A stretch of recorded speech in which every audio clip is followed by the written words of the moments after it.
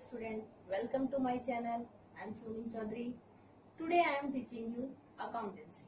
Okay, accountancy chapter number 1, terms of account and accounting.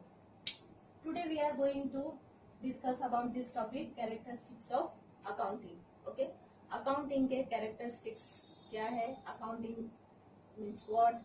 Okay, then first point is financial characteristics. Accounting क्या है, financial characteristics. It means transactions or events which are recorded in accounting are measurable in monetary value, that is financial characteristics. It means accounting में without monetary value, money के regarding value, तो उस transaction की entry हम नहीं करते. First of क्या condition के मनी में वैल्यू उसकी होनी चाहिए. Okay, monetary value is must.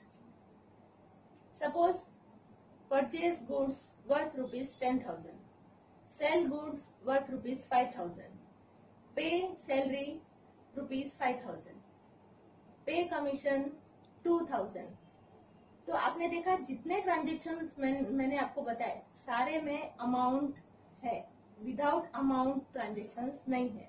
तो अकाउंटिंग के लिए फर्स्ट कैरेक्टरिस्टिक्स के financial characteristics, it means monetary value होनी चाहिए. Clear. Second, money as a medium of exchange.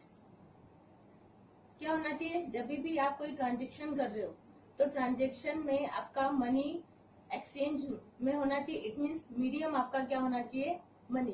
Clear. Transactions or event recorded in accounting come into existence through uses of money. ठीक है, without money आप exchange नहीं कर सकते हो. Second ये है, फर्स्ट था कि मॉनेटरी वैल्यू होनी चाहिए.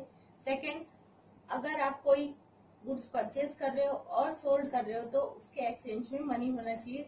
प्रिविलेज जो बार्टर सिस्टम था उसके अकॉर्डिंग नहीं, things exchange to another things. Okay, ये नहीं, मनी के थ्रू आपको एक्सचेंज करना है, मनी एज अ मीडिएटर होना चाहिए. Next, classification and analysis of transaction. First of monetary हो गया, second one money as a medium हो गया. Second, classification and analysis.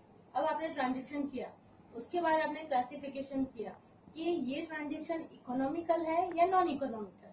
Economical it means exchange with money, or non-economic it means without money.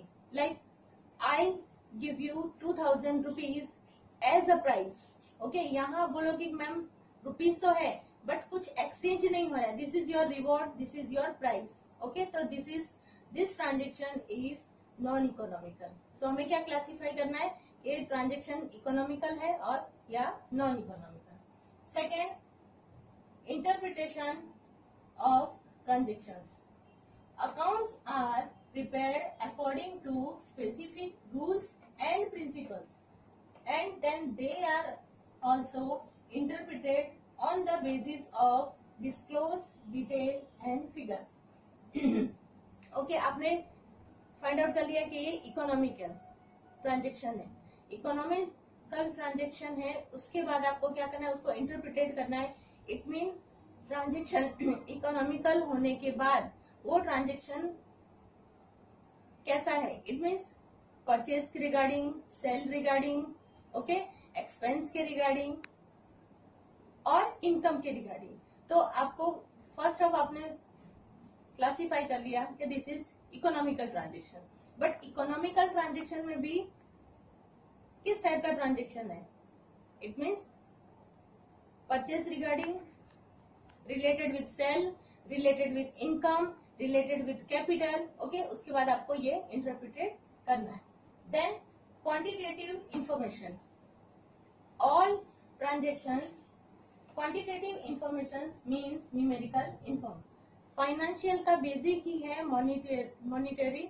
It means money के regarding, money numerical ही होता है. इसे accounting किसमें रहता है, न्यूमेरिकल वे में. Then 6 characteristics, economic decisions. Economical decision, it means आपकी economical condition, आपकी इट मीन्स बिजनेस के रिगार्डिंग बिजनेस की इकोनॉमिकल कंडीशन कैसी है, स्टेबल है, प्रॉफिट है, लॉस है. Okay, so different stock holders take their decision based on accounts prepared by accounting. Accounting करने के बाद ही लास्ट में आपको पता चलता है कि आपकी इकोनॉमिकल कंडीशन कैसी है.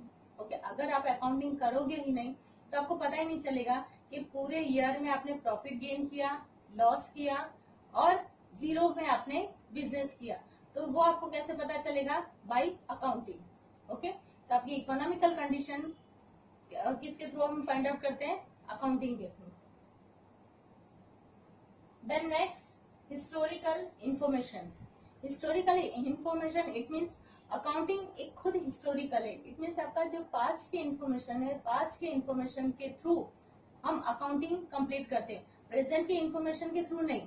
सपोज आपको 2020 का रिटर्न फाइल करना है तो आप क्या करोगे? लास्ट 2019 के डेटा के according capital, income, loss, okay, each and everything आप कैलकुलेट करोगे. इट मीन्स पास्ट के अकॉर्डिंग हम कैलकुलेट करते हैं. That's why we are telling historical information. ठीक है, तो अकाउंटिंग हमें क्या प्रोवाइड करता है? Historical information. तो ये सारे हमारे कैरेक्टरिस्टिक्स हैं फॉर अकाउंटिंग. ओके, इजी है, आई थिंक आपको समझ में आ गया होगा. Okay, we have completed our topic characteristic of accounting. Okay, and next topic is process of accounting. Accounting के क्या कैरेक्टरिस्टिक्स है ये हमने देख लिया, बट प्रोसेस ऑफ अकाउंटिंग आपको समझ में आ गया, बट अकाउंटिंग कैसे करते हैं, उसके स्टेप्स क्या है. ठीक है, उसके स्टेप्स क्या है वो बताने के लिए देखिए मैंने यहाँ पे स्टेप्स बनाए हुए. ठीक है, वन बाय वन स्टेप्स आपको यहाँ पे चढ़ते जाना है. It means you have to climb one by one steps and you will be finished your final account. Okay, so first step is accounting. It means initial level, initial procedure of accounting. Second one, voucher. Voucher it means what? Voucher it means bills, any type of bills like cash bill, okay, check book, purchase bill, sell bill, this type of bill called voucher in accounting language. Okay, तो first आपने accounting start कर दिया. First आपने accounting start कहाँ से किया? Voucher से. सारे वाउचर्स आपने कलेक्ट किए. वाउचर कलेक्ट करने के बाद आपने देखा कि ये परचेज से रिलेटेड है. ओके, सेकंड सेल से रिलेटेड है, and these are bills for expenses. तो आपको सेकंड स्टेप करना है voucher. Third step transactions. Vouchers complete कर लिए आपने, वाउचर्स कलेक्ट कर लिए. उसके बाद आपको देखना है कि वाउचर में जो भी आपने ट्रांजेक्शंस किए वो इकोनॉमिकल है और non economical. Non economical transaction हम फाइनल अकाउंट में कंसिडर नहीं करते. Okay, only economical transaction. So you complete this step, economical और non economical. Then fourth step is journal entry. Journal entry it means voucher collect कर लिया, economical related voucher आपने complete किए. अब economical voucher को आपको क्या करना है? जर्नलाइज करना है. इट मीन्स उसकी जर्नल एंट्री करनी है कि which transaction is your credit transaction, which one is your cash transaction, and which transaction is related with purchase, which transaction related with sale and expenses also. Okay, तो journal entry करना है. Journal entry के साथ साथ आपको subsidiary book it means purchase book, sale book, cash book, this books are called subsidiary book. तो उसमें आपको क्या करना है? Posting. Then fifth number is ledger. Ledger में क्या करना है आपको? सपोज सब्सिडरी बुक में नहीं एंट्री करनी है, जर्नल एंट्री कर ली. जर्नल एंट्री के बाद आपको लेजर में पोस्टिंग करना है. इट मीन्स सेपरेट करना है.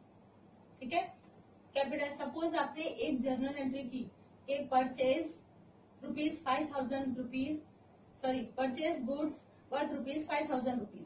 तो यहाँ पे आपने जर्नल एंट्री करना है। इट मीन्स एक डेबिट करना है और एक को क्रेडिट करना है। तो आप परचेज कर रहे हो, it means money goes from you and goods come in the business. So purchase account debit to cash account credit. Okay, तो आप कैश बुक में क्या करोगे, क्रेडिट, और परचेज बुक में debit. This is called ledger posting. Clear? उसको individually आपको, आप जैसे आपके सोसाइटी में कोई एंटर हुआ, ठीक है, तो सोसाइटी में एंटर करने के बाद जो 1 नंबर में जो रहता होगा वो 1 नंबर में जाएगा, सेकंड रूम नंबर में जो रहता है वो सेकंड में जाएगा, थर्ड रूम नंबर में जो रहता है वो थर्ड में जाएगा।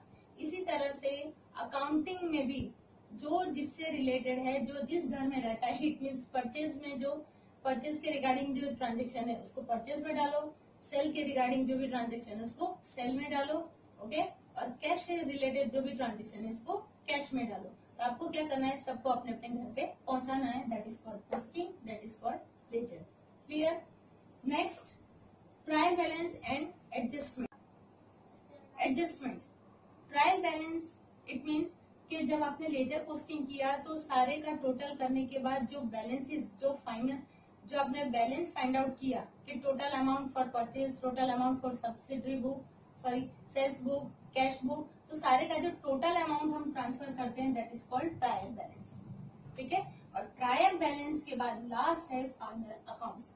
ट्रायल बैलेंस के थ्रू हम फाइंड आउट करते हैं कि कौन सा इनकम है, कौन सा आपका एक्सपेंस है। देन फाइनल अकाउंट, उसको फाइनलाइज किया जाता है कि total income minus total expenses, it means additional amount for income. ठीक है, अगर आपका इनकम ज्यादा है दैट मीन्स प्रॉफिट, और अगर आपका एक्सपेंस ज्यादा है इट मीन्स लॉस। तो लास्ट में आप कंक्लूजन पे आ जाते हो कि what is your financial condition through final account. Okay dear friends, ये स्टेप्स आपको समझ में आ गए होंगे। सिर्फ आपको 1 by 1 स्टेप्स जाना है and you will be complete your final account. आपको दोनों टॉपिक्स आई थिंक समझ में आ गए होंगे, characteristics of accounting and procedure of accounting. अगर आपको मेरा ये लेक्चर पसंद आया हो तो प्लीज सब्सक्राइब करिए, लाइक करिए और शेयर करिए। नेक्स्ट लेक्चर में हम सेकंड चैप्टर स्टार्ट करेंगे। Okay, bye and have a nice day.